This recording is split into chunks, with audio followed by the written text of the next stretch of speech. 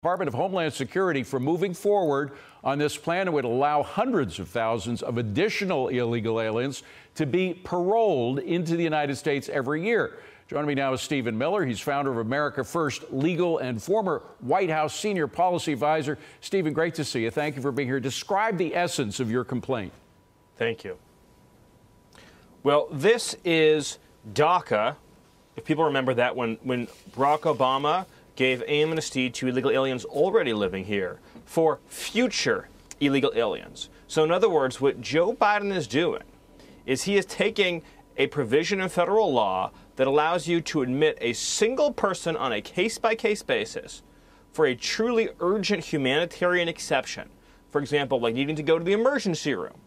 And he's saying instead of doing a case-by-case test in narrow circumstances prescribed by Congress, I'm going to categorically admit hundreds of thousands, ultimately millions, of unauthorized aliens into the country and give them a quasi-legal status, give them work permits, give them access into the U.S.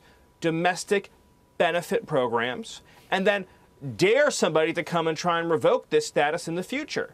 So it's a massive amnesty for people who aren't even here yet, that in many cases will be flown here. In other words, they'll be given, quote, parole in their home country, and then they will be flown to the United States, so they will not even be recorded in border encounters. So those monthly numbers that you're seeing won't even include large portions of this population. So we, along with the state of Texas, Attorney General Ken Paxton, and a coalition of 20 states sued. And the legal argument is very much similar, again, to that DACA case, saying you do not have the authority to create a new immigration program out of whole cloth that was never created or authorized. This needs to come from Congress. I mean, if it's going to, it is not an executive degree that can do this sort of thing, right? I mean, it's unconstitutional. Exactly. Yes, if you could do this, as an example, a future president could come in and he could say, well, I want 5 million people to come from this country. So I'm just going to do it. I'm going to give them all parole. We're going to send a military aircraft. We're going to bring 5 million people in, and we're going to declare them all paroled into the country. Yes, it is a completely unconstitutional act. It puts an enormous burden on every American state that will be receiving these unlawful migrants. And so, again, with the state of Texas, with a coalition of 20 American states, we are going to federal court and we are saying, shut this program down. By the way, these are all Republican states that are joining this complaint, but the fact is there are a lot of blue states that are having terrible trouble too, and blue cities like New York City. I mean, you have the mayor of New York City saying he can't afford it anymore. He's spending $1 billion or more eventually on the immigrants that are coming in. So I know you have all Republicans, but is it conceivable that you could have a blue state joining you?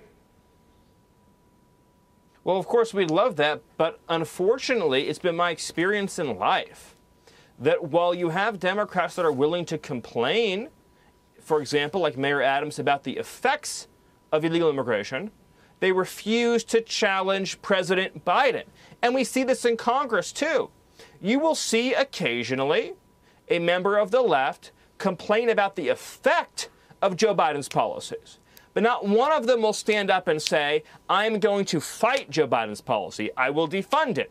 I will block it. I will sue over it. I will join a bill from the other side of the aisle to shut it down. So all the complaints are rendered meaningless. They are empty.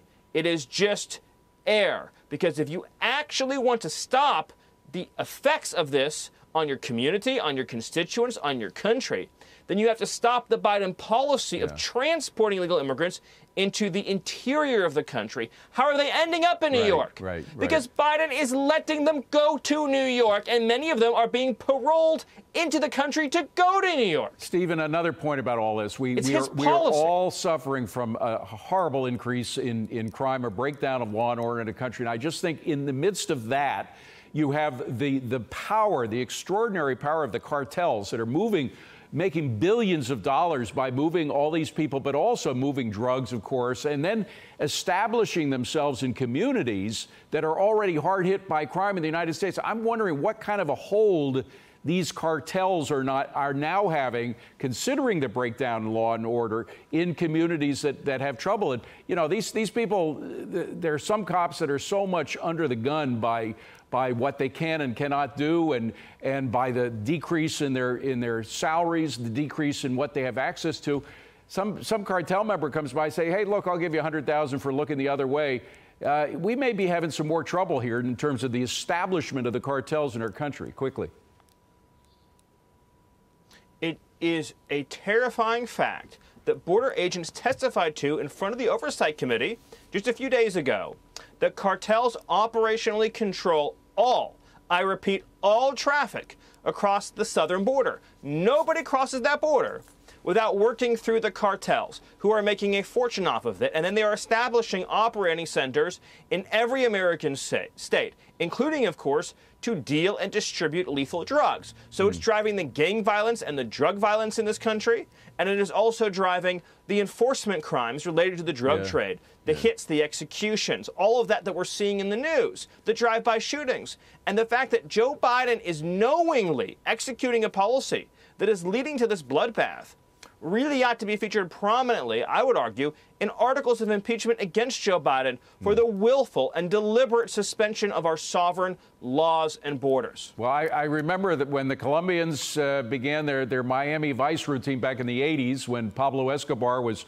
feeding cocaine to this country, it was a horrible increase in violence in cities like Miami. But this is that times 10 because it's everywhere. It's virtually in every corner of the United States. And drug trafficking and violence go hand in hand. You cannot surrender our border to narcotics traffickers and not expect to see a spiral, a massive explosion in violence in American cities, which is exactly what we're seeing.